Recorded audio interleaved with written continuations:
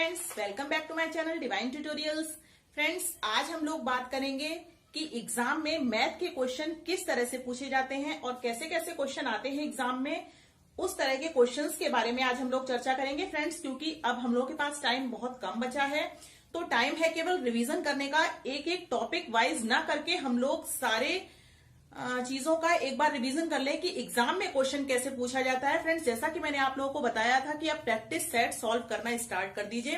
तो फ्रेंड्स, उसी से यानी कि प्रैक्टिस सेट से ही मैंने आप लोगों के लिए कुछ क्वेश्चंस उठाए हैं जैसे कि क्वेश्चन एग्जाम में पूछा जाता है। तो फ्रेंड्स, सबसे पहला आज का हमारा क्वेश्चन होगा साधारण ब्याज से, कि साधारण ब्याज से रिलेटेड जो क्वेश्चन एग्जाम में आया हुआ है, चाहे तो आप लोग प्रीवियस ईयर के पेपर उठाकर देख लीजिएगा, उसमें ये क्वेश्चन आया हुआ है जो मैं आप लोगों को बताने जा रही हूं। तो फ्रेंड्स, वीडियो बहुत ही इंपॉर्टेंट है, लास्ट तक देखिए। अच्छा लगे तो लाइक कर दीजिए, और अगर आप हमारा चैनल पहली बार देख रहे हैं तो प्लीज इसको सब्सक्राइब कर लीजिए और पास में लगे बेल आइकन को भी प्रेस कीजिए, जिससे अब आने वाली वीडियो का हर नोटिफिकेशन आप लोगों तक समय से पहुंच जाए।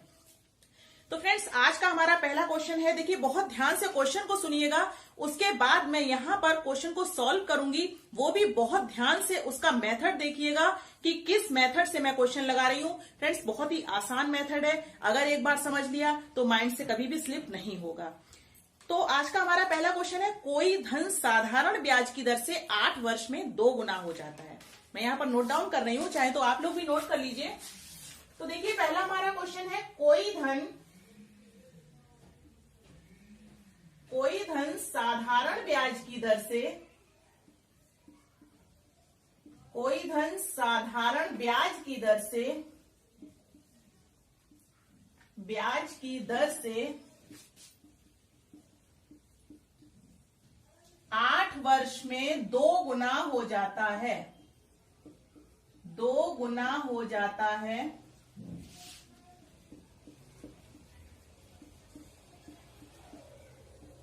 तो इसमें फिर हमसे पूछा गया है, हो जाता है 4 गुना होने में उसे कितना समय लगेगा, उसे कितना समय लगेगा। तो इस तरह से क्वेश्चन एग्जाम में आता है, कितना समय लगेगा। तो इसमें फ्रेंड्स ये देखिए, सबसे पहले एक सूत्र को आप लोग याद रखिएगा। सूत्र जो कि मैं यहां पर नोट कर रही हूं, सूत्र हमारा होता है N1, सूत्र होता है N1 माइनस 1 अपॉन होता है T1 is equal to N2 minus 1 upon T2। ये हमारा सूत्र होता है, इसको आप लोग याद रखिएगा। N1 minus 1 upon T1 is equal to N2 minus 1 upon T2।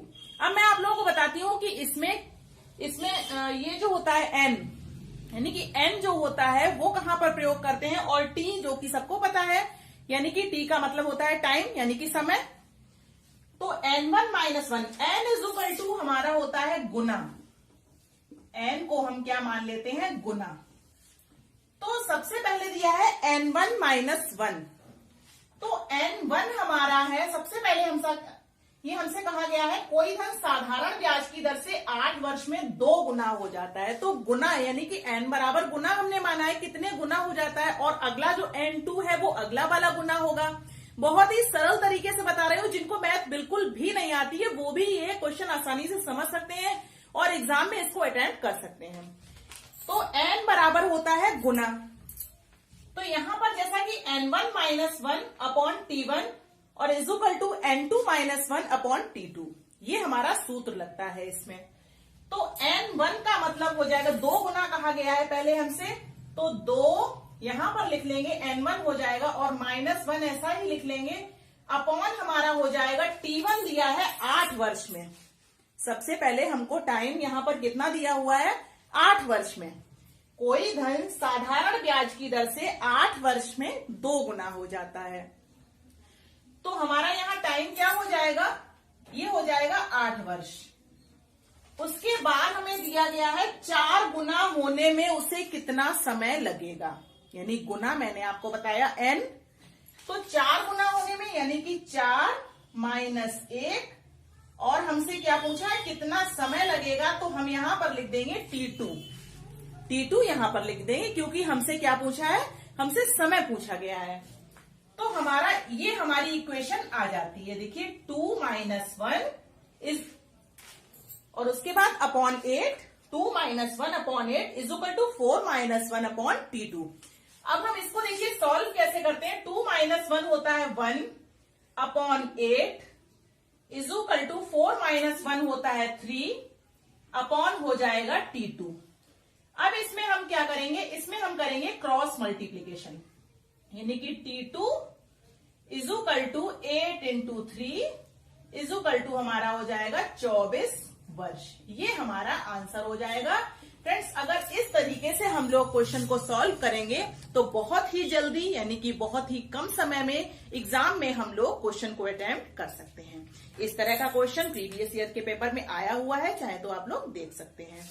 यानी कि क्वेश्चन हमारा क्या था, कोई धन साधारण ब्याज की दर से 8 वर्ष में 2 गुना हो जाता है तो उसको 4 गुना होने में कितना समय लगेगा। तो कितना समय लगेगा फ्रेंड्स, हमारा आंसर निकल आया 24 वर्ष, यानी कि T2 हमारा निकल आया 24 वर्ष। तो इस तरीके से हमारा एक क्वेश्चन सॉल्व होता है। फ्रेंड्स, बहुत ही अच्छे से इस सूत्र को आप लोग माइंड में सेट कर लीजिए। N1 - 1 upon T1 is equal to N2 - 1 upon T2। ये सूत्र आप लोग याद रखेंगे तो इस तरह का क्वेश्चन अगर एग्जाम में आ जाता है तो आप लोग आसानी से सॉल्व कर लें। इसके बाद फ्रेंड्स, हमसे अगर एग्जाम में पूछा जाता है परिसर निकालना, यानी कि परिसर पूछा जाता है, तो परिसर को कैसे निकालते हैं वो आप लोग ध्यान से देख लीजिए। तो जैसे हमसे अगर क्वेश्चन पूछा जाता है, यानी कि आंकड़े दिए हुए होते हैं, आंकड़े यानी कि संख्याएं कुछ दी हुई होती हैं और पूछा जाता है इनका परिसर है, इस तरह से पूछा जाता है। तो बताइए आप लोग इस क्वेश्चन को कैसे सॉल्व करेंगे। जैसे आंकड़े हमारे यहां पर दिए हुए हैं, क्वेश्चन नंबर 2 है ये। आंकड़े देखिए क्या क्या दिए हुए हैं, संख्याएं क्या क्या दी हुई हैं।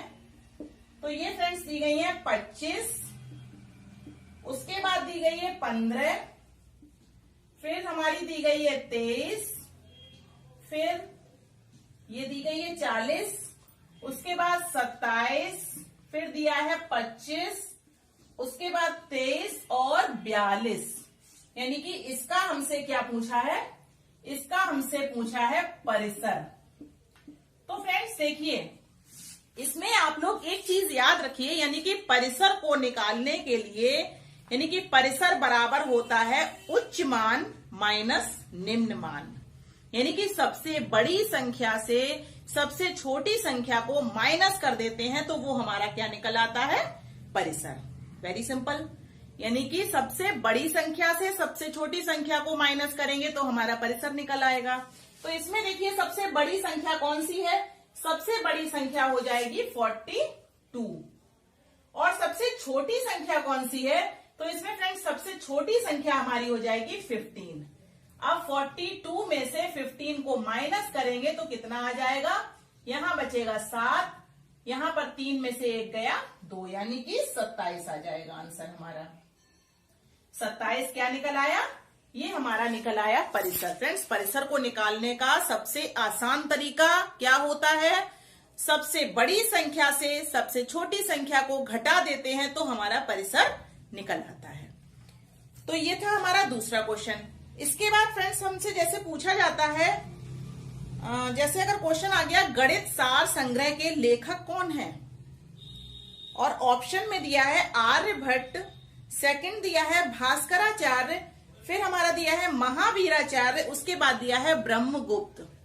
तो बताइए गणित सार संग्रह के लेखक कौन है, तो वो हमारे हो जाएंगे महावीराचार्य। याद रखिएगा, गणित सार संग्रह के लेखक महावीराचार्य। फ्रेंड्स, जैसे क्वेश्चन दिया रहता है, जैसे हमारे लिए एक आ जाता है वर्ग बन के, अगर एक वर्ग बना हुआ आता है और उसमें पूछा जाता है दिए गए चित्र में कितने वर्ग हैं, तो देखिए जैसे इस तरीके से वर्ग बन के आया,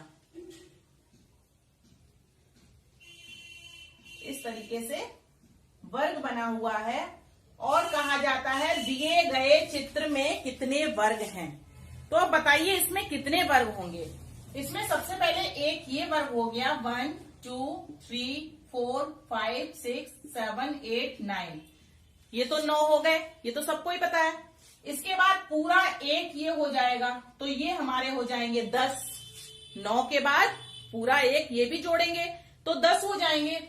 उसके बाद फ्रेंड्स इस तरीके से हम लोग करेंगे, एक ये हुआ वर्ग, एक ये हुआ वर्ग, 2 हो गए, यानी कि 10 वो हो गए थे, 11, 12, 13, एक ये हमारा हो जाएगा, तो हमारे हो जाएंगे 14 वर्ग।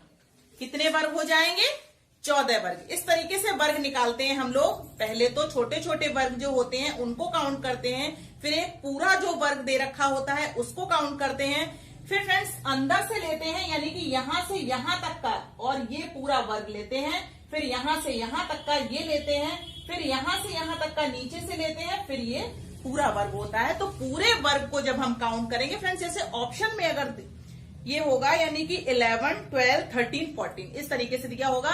तो अगर आपने पूरे काउंट नहीं किए तो हो सकता है आप केवल इतने ही, यानी 1, 2, 3, 4, 5, 6, 7, 8, 9, 10, 11 और 12 हो सकता है। आप 11 पर भी टिक लगा सकते हैं और हो सकता है आप 12 पर भी लगा दें, लेकिन अगर आपने सारे काउंट किए हैं तो आप करेक्ट टिक लगाएंगे, यानी कि 14। कितने वर्ग हुए? 14। तो कोई भी आपके लिए स्क्वायर आ जाता है, कोई भी वर्ग आ जाता है, उसमें आप सारे वर्ग को काउंट कीजिएगा एग्जामिनेशन हॉल में बहुत ही पेशेंस के साथ, क्योंकि मैथ के क्वेश्चन जब तक बहुत ध्यान से नहीं करेंगे तब तक हमारे क्वेश्चन जरा सी मिस्टेक से गलत हो जाते हैं। इस तरीके के क्वेश्चन बहुत ज्यादा गलत होते हैं, इसलिए बहुत ध्यान से, बहुत ही मतलब मैथ के लिए आप थोड़ा सा अलग से टाइम निकालिए और सब्जेक्ट में जल्दी जल्दी कवर करके, और मैथ में बहुत ही ध्यान से अगर आप लोग करेंगे तो आप लोग का क्वेश्चन, छोटे छोटे क्वेश्चन गलत नहीं होंगे। तो इसके बाद अगला हमारा क्वेश्चन आता है, देखिए पहले संख्या 350, यानी 350 एक संख्या दी हुई है। सुनिए ध्यान से क्वेश्चन। पहले संख्या 350 को 20% बढ़ाकर उसके बाद पुनः 20% कम करने पर दिया गया अंततः वृद्धि या कमी का प्रतिशत होगा। यानी कि 350 संख्या है, उसमें पहले 20% वृद्धि की गई, उसके बाद 20% कमी की गई, अंत में हमसे क्या पूछा गया है? हमसे ये पूछा है अंत में कमी या वृद्धि का प्रतिशत क्या होगा। तो फ्रेंड्स इस तरीके के क्वेश्चन देखिए कैसे लगाते हैं हम लोग। जैसे क्वेश्चन दिया गया है 350 संख्या दी हुई है, संख्या 350 को 20% बढ़ाकर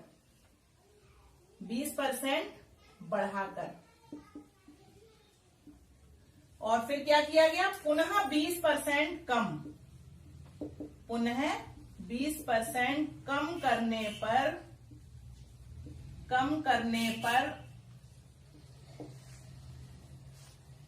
अंततः वृद्धि या कमी का प्रतिशत होगा, वृद्धि या कमी का प्रतिशत होगा।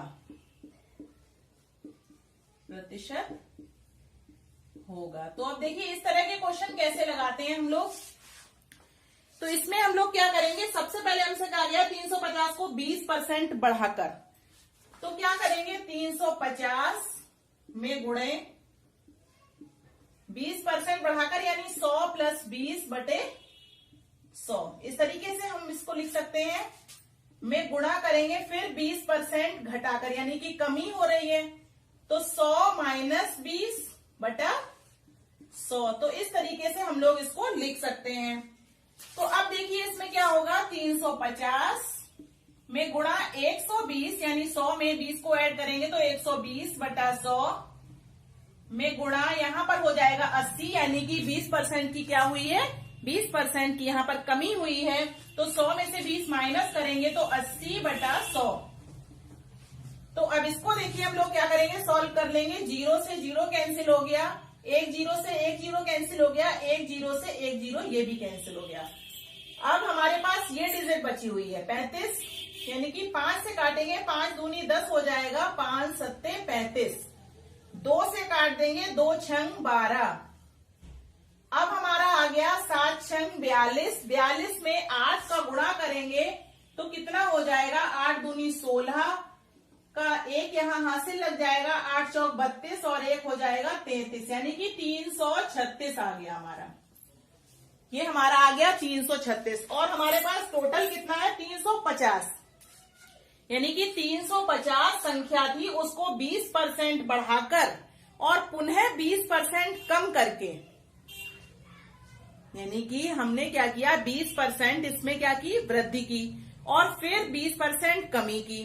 तो अंत में क्या होगा, वृद्धि या कमी का प्रतिशत हमसे पूछा है। तो टोटल जो हमारी दी है 350, तो 350 में से हम क्या करेंगे माइनस कर देंगे 336, तो हमारा आंसर आ जाएगा 10 में से 6 गया 4, यहां पर हो जाएगा 4, 4 में से 3 गया 1, ये हमारा फ्रेंड्स आ गया देखिए 14।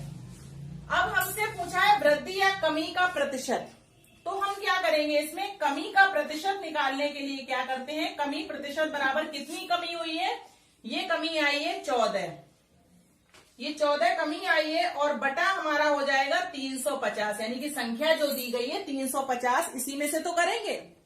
तो यानी कि ये कमी जो आई है 14, तो 14 बटे 350, क्योंकि जैसा कि मैंने आपको लाभ हानि वाले में बताया था, उस वीडियो में मैंने आप लोगों को लाभ हानि के सारे नियम बताए थे, यानी कि लाभ प्रतिशत का और कमी प्रतिशत का सारा कुछ बताया था। अगर आप लोगों ने वो वीडियो वॉच ना किया हो तो उस वीडियो को भी वॉच कर लीजिए, जिससे आपको लाभ हानि आसानी से समझ में आ जाए। तो यहाँ पर वही मैं ये आप लोगों को बता रही हूँ, यानी कि जो हमारी ये जो निकल के आई है कमी, यानी कि 14, तो 14 बटा 350 में गुणा हो जाएगा 100। तो इसको हम सॉल्व करेंगे तो देखिए 0 से 0 कट हो गया, 7 दूनी 14, 7 पना 35, 5 दूनी 10, यानी कि 4% की कमी हुई है। हमसे क्या पूछा है, अंत में वृद्धि या कमी का प्रतिशत, यही पूछा है। तो क्या हमारा निकल के आया, हमारा निकल के आ गया कि 4% कमी हुई है। क्वेश्चन जैसा कि हमारा क्या था, 350 को 20% बढ़ाकर पुनः 20% कम करने पर अंततः वृद्धि या कमी का प्रतिशत होगा। तो हमारा क्या निकल के आया, 4% कमी। तो फ्रेंड्स आज की वीडियो आप लोगों को हमारी कैसी लगी, आप लोग मुझे कमेंट बॉक्स में बताइए। और अगर आपको हमारा चैनल पसंद आता है तो प्लीज इसको लाइक जरूर कर दीजिए, और अगर आप हमारा चैनल पहली बार देख रहे हैं तो सब्सक्राइब कर लीजिए और पास में लगे बेल आइकन को भी प्रेस कीजिए, जिससे अब आने वाली वीडियो का हर नोटिफिकेशन आप लोगों को समय से मिल सके। Thank you.